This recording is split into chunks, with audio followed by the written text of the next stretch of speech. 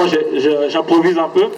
C'est ce genre d'initiatives qui nous redonnent confiance en l'être humain. C'est ce genre d'initiative qui nous redonne confiance en l'humain. Donc voilà. La dernière fois que nous sommes venus sur le parvis de l'hôtel de ville, nous étions tous Charlie. Aujourd'hui, nous avons encore été attaqués.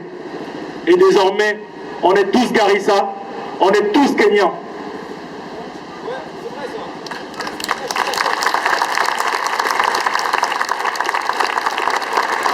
Cet élan populaire nous fait comprendre que l'humanité unie et indivisible résistera face à la barbarie.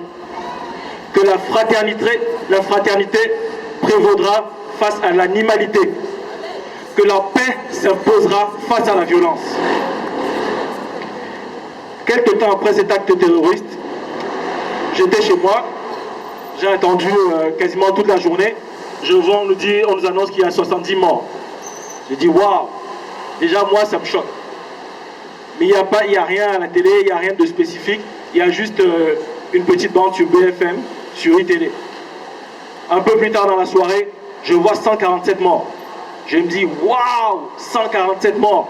Et on est là, tranquille, comme si de rien n'était. À Charlie, on est tous venus, on s'est tous levés comme un seul homme. Et là, parce que ça se passe, il nous parle de mort kilométrique, parce que ça se passe à des kilomètres, personne ne s'indigne. Et bien quand je vous vois, ça me fait plaisir, ça me fait chaud au cœur. Parce que je sais qu'on n'est pas seul.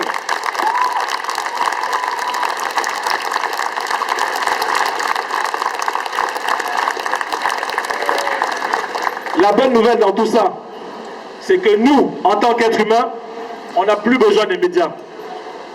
On n'a plus besoin que les journaux fassent le travail pour nous. La preuve, nous sommes là. On peut se lever tout seul. On n'a plus besoin qu'ils nous dirigent.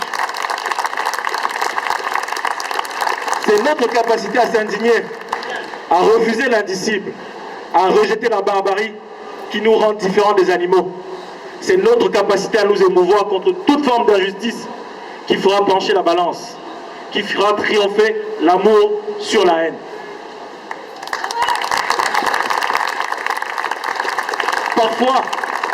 Parfois, il incombe à une génération de faire preuve de grandeur. Vous pouvez être cette grande génération. Nous pouvons être cette grande génération. Laissons notre grandeur s'épanouir.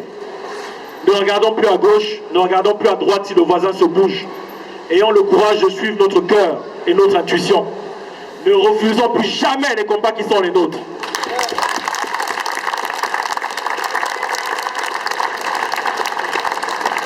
Le monde ne sera pas détruit par ceux qui font le mal, mais par ceux qui le regardent sans rien faire, disait Einstein.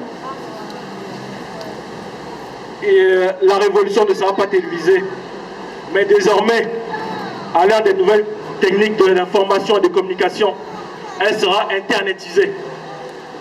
On n'aura plus d'excuses.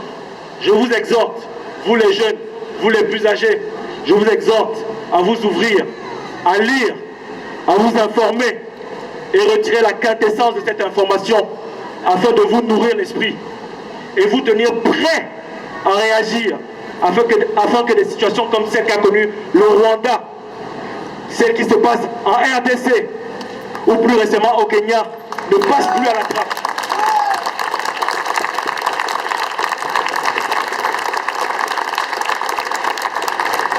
Je vais terminer en remixant une citation de Martin Luther King. L'obscurité ne peut pas chasser l'obscurité. Seule la lumière peut le faire. Levons nos bougies, levons les briquets, afin que cette lumière parvienne à Garissa. La haine ne peut pas chasser la haine. Seul l'amour peut le faire. Levons le poing en l'air, envoyons de l'amour à Garissa. Merci.